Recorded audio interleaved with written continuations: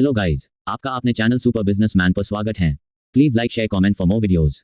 Chapter 1 धोखा। एक लंबा चौड़ा और गोल आकार का मैदान जो चारों ओर से लोगों से खचाखच भरा हुआ था। ये मैदान सिंह क्लान के बीचों बीच था, जिसमें एक 50 फुट चौड़ा और लंबा स्टेज था और वहां पर सिंह क्लान के पूर्वजों की हजारों साल पुरानी एक पत्थर की आसमान छूती हुई स्वॉर्ड स्टैच्यू बनी हुई थी। यहाँ पर सिंह क्लान के मार्शल आर्ट योद्धा अपनी मार्शल आर्ट स्पिरिट को टेस्ट और उन्हें जागृत करते थे। तभी वहां उस मैदान में एक बहुत ही सुंदर और लगभग 15 वर्ष का जवान लड़का आता दिखाई देता है, जिसने बिल्कुल एकदम साफ सुथरे और हल्के नीले रंग के कपड़े पहने हुए थे। और उसके बगल में उसी की हम उम्र पर दिखने में बहुत ही खूबसूरत और हसीन लड़की चल रही थी, जिसके आकर्षण को देखकर वहां भीड़ में बैठे हुए सारे जवान लड़के उसे ही निहार रहे थे और उनका दिल जोर जोर से धड़क रहा था। उन दोनों को साथ में चलते हुए देखकर सभी योद्धा जल भुन रहे थे। ये दोनों कोई और नहीं बल्कि आर्यन सिंह और रिया कौर थे। आर्यन सिंह क्लान का एक बहुत ही होनहार और कम उम्र का मार्शल आर्ट योद्धा है और रिया कौर उसकी मंगेतर है, जिसे आर्यन बहुत ही प्यार करता है। आज आर्यन अपनी मार्शल सॉल को जागृत करने वाला है, जिसे देखने के लिए आज यहाँ सिंह क्लान के सारे एल्डर्स और मार्शल आर्ट योद्धा जमा हो रखे हैं। सभी को ये जानने में बहुत ही दिलचस्पी थी कि आर्यन की मार्शल सॉल किस लेवल की होगी। तभी रिया कौर मुस्कुराते हुए आर्यन को एक लाल रंग की पिल देते हुए बोलती है, ये लो, यह एक ब्लड रिफाइनिंग पिल है जो तुम्हारी मार्शल आर्ट सॉल जागृत करते वक्त खून को प्योर करने में बहुत मदद करेगी। आर्यन भी रिया का हाथ पकड़कर बड़े ही विश्वास के साथ कहता है, देखना, आज मैं अपनी मार्शल सॉल जागृत करके ही तुम्हारे पास वापस लौटूंगा। और शुक्रिया बोलते हुए उससे ब्लड रिफाइनिंग पिल ले लेता है। रिया कौर, शुक्रिया शुक्रिया किस बात के लिए, मैं तुम्हारी मंगेतर हूँ और तुमसे बहुत ही ज्यादा प्यार करती हूँ। अगर आज तुम अपनी मार्शल आर्ट सॉल को जागृत कर लेते हो तो सबसे ज्यादा खुशी मुझे ही होगी। रिया की इतनी प्यार भरी बातें सुनकर आर्यन उसे सभी के सामने गले से लगा लेता है और धीरे से उसके कान में मगर मदहोश करने वाली आवाज में बोलता है, मेरे मार्शल सॉल जागृत करने के बाद हम दोनों शादी कर लेंगे और हमेशा के लिए एक हो जाएंगे और फिर हमारे 2 छोटे छोटे बच्चे भी होंगे। तभी रिया आर्यन के अचानक से गले लगाने की वजह से शर्माते हुए उससे अलग हटकर बोलती है, मैं तुम्हारा इंतजार करूंगी। वही मैदान की एक जगह में बहुत ही आलीशान सी दिखने वाली कुर्सियों पर बैठा एक बूढ़ा आदमी हंसते हुए बोलता है, क्या जोड़ी है, जैसे स्वर्ग से बनकर उतरी हो। बगल में बैठा हुआ एक एल्डर बोला, जी क्लान लीडर, आपने सही कहा, लड़की भी एकदम परी जैसी बला की खूबसूरत है। ये बूढ़ा आदमी कोई और नहीं बल्कि सिंह क्लान का लीडर और आर्यन के दादाजी भावेश सिंह थे। भावेश जी एल्डर की बात का जवाब देते हुए उनसे कहता है, मेरा पोता भी किसी कोहिनूर हीरे से कम नहीं, आखिर एक हीरे के लिए हीरे जैसी लड़की होनी चाहिए। फिर ग्रेट एल्डर आर्यन की ओर देखते हुए उसके दादाजी से कहा, पता नहीं इस लड़के की मार्शल आर्ट सॉल किस लेवल की होगी। उद्धरण चिन्ह। ये सुनकर भावेश जी मुस्कुराते हुए और गर्व भरी आवाज में बोले, हमारे सिंह क्लान की स्वॉर्ड ब्लड लाइन हजारों सालों से चली आ रही है। देखना, आर्यन भी अपने पिता की तरह हमारे सिंह क्लान का नाम पूरे मार्शल वर्ल्ड में रोशन करेगा। और रही उसकी मार्शल आर्ट सॉल की बात, वो तो स्वॉर्ड किंग लेवल की होगी। ये सुनकर वहां बैठे सभी एल्डर चौंक जाते हैं।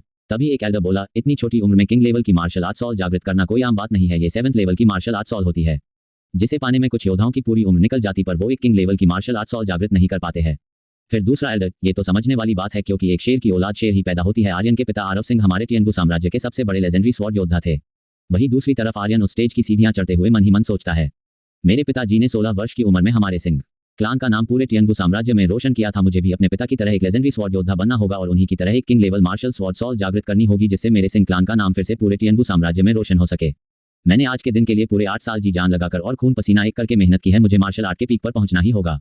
और अपने पूर्वजों की स्टोन स्वॉर्ड स्टैच्यू के सामने जाकर खड़ा हो जाता है। तभी रिया आर्यन को आवाज देते हुए उसका हौसला बढ़ाती है, आर्यन तुम कर सकते हो। और स्टेज के चारों ओर खड़े सैनिकों को पीछे हटने को बोलती है। स्टेज पर खड़ा आर्यन रिया की इतनी फिक्र भरी बात सुनकर मुस्कुराते हुए ब्लड रिफाइनिंग पिल खा लेता है और कल्टीवेट करने के लिए बैठ जाता है। पूरे मैदान में खामोशी छा जाती है। सभी का ध्यान अब कल्टीवेट करते हुए आर्यन की ओर होता है। वही मैदान में बैठा हुआ एक योद्धा दूसरे योद्धा से बोलता है, मार्शल वर्ल्ड में योद्धाओं का कल्टीवेशन रियल बढ़ाना बहुत ही मुश्किल है। तभी दूसरा कल्टीवेटर उसकी हाँ में हाँ मिलाते हुए, ऐसे ही मार्शल सॉल भी अलग अलग प्रकार की होती है, पर उनका लेवल उनके रंग पर निर्धारित किया जाता है, जैसे 1st level red, 2nd orange, 3rd yellow, 4th green, 5th black, 6th blue, 7th purple इत्यादि। तभी आर्यन की ओर देखते हुए बोलता है, जब से वो कल्टीवेट करने बैठा है उसके सिर के ऊपर ब्लैक रंग की रोशनी घूमती हुई दिखाई दे रही है। ये सुनकर दूसरा कल्टीवेटर ने कहा, इसका मतलब आर्यन की मार्शल सॉल 5th लेवल की है। उन दोनों की बगल में बैठा एक और कल्टीवेटर बोलता है, इतनी छोटी उम्र में इतनी अच्छी कल्टीवेशन और इतने हाई लेवल की मार्शल सॉल होना, सच में ये पूरे सिंह क्लान में एक अद्भुत लड़का है। पूरे मैदान में ऐसी ही बातें हो ही रही थी कि तभी अचानक सभी को आर्यन के चारों ओर एक पर्पल रंग की एकदम आंखें चौंधिया जाने वाली रोशनी घूमती दिखाई देती है और देखते ही देखते वो पर्पल रंग की रोशनी एक विशालकाय स्वॉर्ड का रूप ले लेती है। ये देखकर पूरे मैदान में सन्नाटा छा जाता है। लोगों को अपनी आंखों पर विश्वास नहीं हो रहा था कि एक इतने कम उम्र के लड़के ने 7th level king rank martial sword soul जागृत की है। वहीं ग्रेट एल्डर्स भी हैरान थे। भवेश सिंह जी के चेहरे की खुशी को देखकर बताया जा सकता था कि उन्हें पहले से ही अपने पोते पर पूरा विश्वास था। रिया भी बहुत हैरान थी कि यह 7th level king rank sword soul कैसे जागृत कर सकता है। वहीं दूसरी ओर स्टेज पर बैठे हुए आर्यन की आंखें अभी भी बंद थी। वो अभी भी कल्टीवेट कर रहा था और अंदर ही अंदर दर्द सहते हुए अपने आप से बोल रहा था कि मैं अपनी स्वॉर्ड सॉल का लेवल अभी और बढ़ा सकता हूँ। फिर वो अपनी सारी एनर्जी लगाकर स्वॉर्ड सॉल पर ध्यान केंद्रित करता है। तभी अचानक उसका शरीर हवा में उड़ने लगता है। ये देखकर मैदान में बैठे सभी लोग खड़े हो जाते हैं और एक टक आर्यन की ओर देखने लगते हैं। तभी देखते ही देखते आर्यन के पीछे पर्पल रोशनी से बनी 3 गोलाकार की आकृतियां दिखाई देती है, जिन्हें देखकर मैदान में बैठे लोगों की आंखें फटी की फटी रह जाती है। उनको देखकर ऐसा लग रहा था जैसे काटो तो खून नहीं। रिया का भी कुछ यही हाल था। सारे एल्डर्स और कल्टीवेटर्स अभी एक सदमे से उभरे नहीं थे कि दूसरे सदमे से उनके होश उड़ जाते हैं। तभी मैदान में बैठे लोगों के बीच से एक कल्टीवेटर चिल्लाता है, ये तो स्पिरिट रिंग्स है। इसका मतलब आर्यन की martial art sword soul level 8 emperor rank की है। ये देखकर अब पूरे मैदान में आर्यन एक जीनियस है के नारों से आवाज गूंजने लगती है। तभी भावेश सिंह जी आर्यन से कहते हैं, बेटा जल्दी करो, फेड होने से पहले स्वॉर्ड सॉल को अपने दिल से कंबाइन करो वरना देर हो जाएगी। आपको अपना पूरा ध्यान स्वॉर्ड सॉल पर केंद्रित रखना होगा। दादाजी की बात सुनकर आर्यन अपना पूरा ध्यान स्वॉर्ड सॉल पर केंद्रित कर देता है। तभी अचानक से हवा को चीरते हुए बिजली की तेजी से एक स्वॉर्ड आर्यन की पीठ से होते हुए उसके दिल के आर पार निकल जाती है। मैदान में एकदम सन्नाटा छा जाता है। हवाओं में खून की एक गंध सी उड़ जाती है। आसमान में काले बादल छा जाते हैं। बिजलियों की गड़गड़ाहट से पूरी धरती कांपने लगती है। ये देखकर भावेश सिंह जी के चेहरे का रंग उड़ जाता है। और वही दूसरी ओर स्टेज पर हवा में उड़ते हुए आर्यन का खून से लथपथ शरीर नीचे की ओर गिरने लगता है।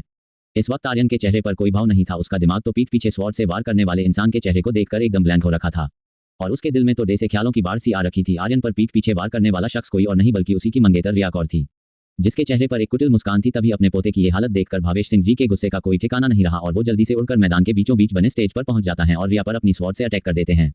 जैसे ही भावेश जी की स्वॉर्ड रिया को लगने वाली होती है तभी एक और स्वॉर्ड भावेश सिंह जी की स्वॉर्ड को बीच में ही रोक देती है। ये स्वॉर्ड एक बूढ़ी औरत ने चलाई थी जो वहीं पर सभी एल्डर्स को चाय पिला रही थी। ये बूढ़ी औरत भी रिया कौर के साथ मिली हुई थी। तभी वो बूढ़ी औरत भावेश जी के सामने आकर खड़ी हो जाती है और रिया से कहती हैं, आप जल्दी से स्वॉर्ड सॉल को अपने दिल से कंबाइन करें, तब तक इस बूढ़े को मैं संभालती हूँ।